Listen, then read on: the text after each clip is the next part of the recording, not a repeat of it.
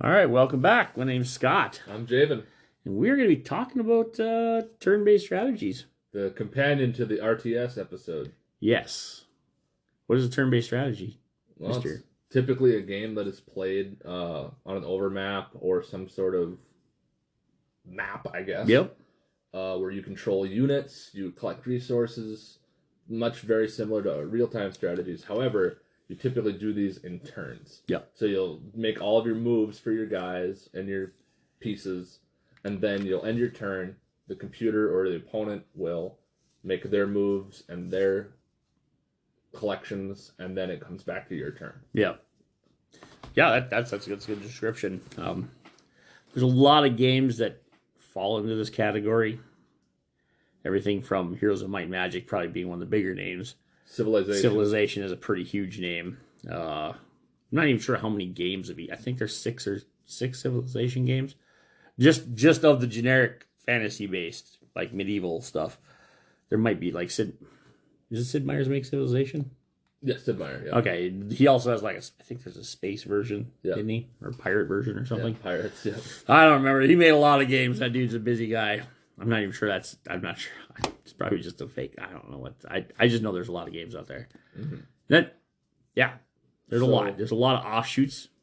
Advanced Wars is another one of my favorites. Okay. That's a classic one. I don't think I ever played that one. That's for the Game Boy Color and Game Boy Advance. I did not play real-time strategies. No, I did on a console. The only one I ever played, I think. Let me think. I would never think that before I say that. The Sega had one, and that's what got me in. That's what called King's Bounty, and I rented it a million times or whatever it was. You know when you're in college and you're poor and you have choice between food and games? Well, I paid for games instead of food, so... And that King's Bounty was it. It got me hooked so hard in that turn-based strategy. Up to that point, I was an RTS guy. And then for a long time, I didn't even know what RTS was. Like when I come back and started playing games again, it wasn't until I bought a PC that I started playing RTSs again. Mm-hmm. Yeah, I was never big into Civ. I was always more into RTSs. Yeah. But when it comes to turn-based strategies, I always like the overmaps of the Total War games. Yeah. Because the battles you fight are real-time strategy. Yeah, yeah. But the campaign itself is turn-based. Well, they do have... You don't have to fight those out. You can just so you can almost play it as a turn-based strategy. Yeah. As long as you... Well, you can do that. Like, one of my favorite things about turn-based strategies was, one, you have a hero, essentially. Almost every turn-based strategy has a group of heroes where you can get more heroes or whatever you're going to do. And each of those run around on a map. They collect resources. You take over towns, areas, so you can build your dungeon or your town or whatever you're going to be building, depending on what game you're playing. And then by that, you could spawn more troops. Yep. And then you just kind of snowball as you go along. Yeah, and it's very time consuming, which is fun. But it's also, you can hit the pause button. Because I don't know about you, I didn't like playing with humans. There's very few humans I like playing those games with, because it is definitely a game where you're playing with a computer. The computer can make decisions a split second. Like, bink, it's just done. It makes its decision. Yeah, on Heroes of Might and Magic, you got to let the little dude run around, and you can see what he's doing. As long as you've uncovered the fog of war, that's fine. But a player, they can eat Cheetos and drink soda and watch a movie while it's their turn. You're just like, dude, take your turn. It took me 1 minute. Why is it taking you a half hour? See, and I always did that thing where I planned my turn out on other people's turns. Yeah, me too. And I've just always been a gamer like that. Right, but I tried really hard. All the information before they make their decisions. Yes, I tried to play against many people over the years just to get in competitively, because I love the games that much. But I realized after hundreds of matches and getting frustrated and leaving, like, I don't even like, I hate those kind of people that jump out of games. Mm-hmm. But man, come on. Know your game. Like, I understand, I can't imagine I played against a new player every single time. Like, come on. You're playing against people like, oh, man, you look at it's like playing chess. And you each have 10 minutes to play your whole round, your whole game. Mm-hmm. Now, it sucks being that guy who goes, move piece, hit the button, 2 seconds later, you're done. And then the other person's like, I'm going to have 10 moves this whole game. I'm going to spend a minute each time. Yeah. It's gonna be frustrating. Oh, yeah. Same thing with playing RTSs. So computers, I always thought were much more fun. Yeah, that's a fair argument. Some of my favorite ones, like I said, I liked Advanced Wars a lot. I never played that. I shouldn't have to get into it now though.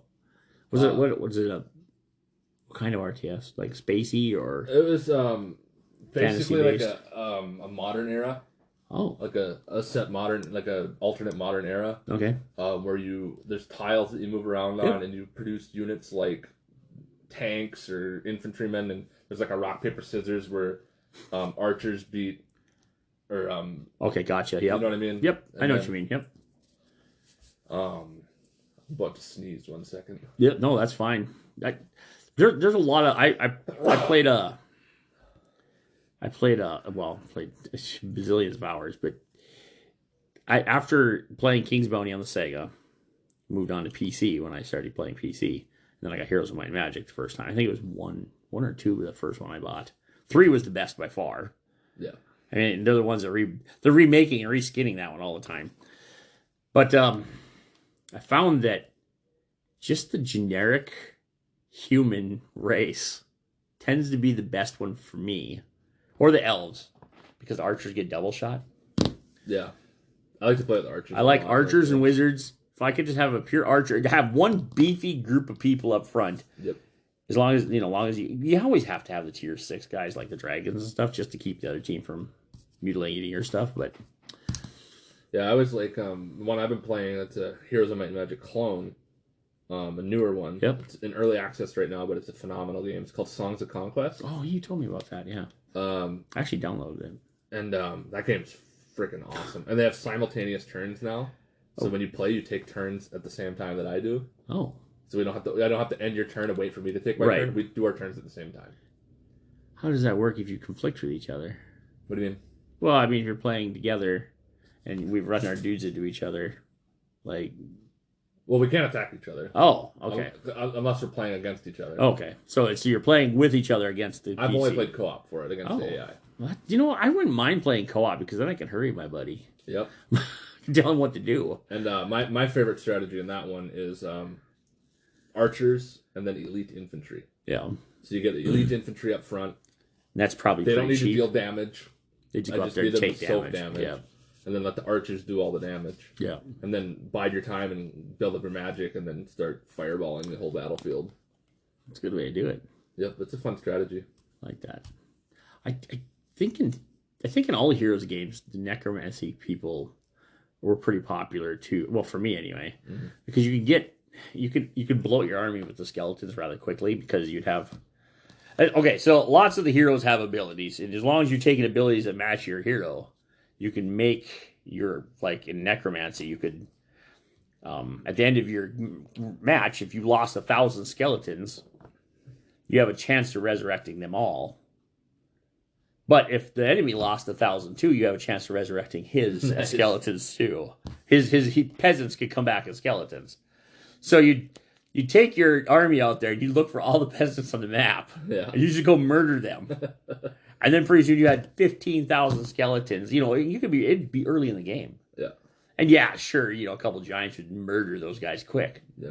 But at the end of the round, as long as you murder those 2 giants, which if you buffed up your hero to cast big spells to kill the giants, you get most of those skeletons back. So Songs of Conquest is a cool thing where it deals with a lot of the issues that Heroes of Might and Magic 3 had with the bloat of armies. Oh yeah, it gets yeah. Because if you So the way that it works is like, say you have swordsmen, let's say. There's a max of 40 swordsmen in a stack. Okay. And you can only have so many stacks in your army. Right. Different things. Yep, 7 I think it's in Might and Magic. I think you have 7 stacks. Well, I mean, unless you cast summons, but Yeah. And so it's the fact that there's a limit on stacks. And the nice thing too about Songs of Conquest is you produce units every day. You don't have to wait a week. oh, that's nice.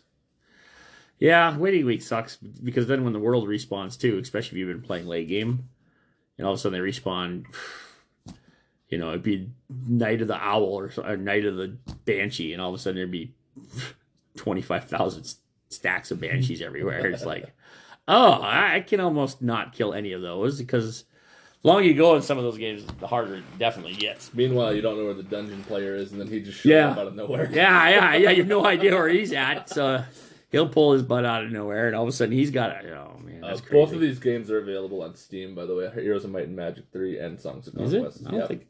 HD remaster is available on Steam for $20. Man, I'm gonna have to go buy it. I I have the original. Well, I have that already. I downloaded that already. I don't think I had to pay for it though, did I? Was it free? No, I might have got it for you. Actually. No, maybe. Yeah, you might have bought it. Yeah, so I know I have it. I've installed it. I've got that far. For a bunch of people. I really like that game. Make your friends play the game. I got Storm Sword to play it too. So. Oh, nice. He streamed it a few times. Oh, well, now I'm gonna have to. God darn it. Well, if I sit at my computer tonight, maybe I'll try it. I don't know. Lots of times when I go home, I just sit on the couch and play Xbox. A lot of times I just sit at the computer and think about what to play. Well, I've done that too. Like, man, there's all these games. What do I play tonight? Some other of... like I said, I never played much Civilization, so I can't talk too much about it. I played Civilization likes, right? Clone. Yeah. The Warhammer 40K one is really fun. Is there Warhammer 40K? There's a Warhammer 40K Civilization. Holy crap! It is Gladius. Now I gotta look. Relics of War. Warhammer 40K Gladius. Okay.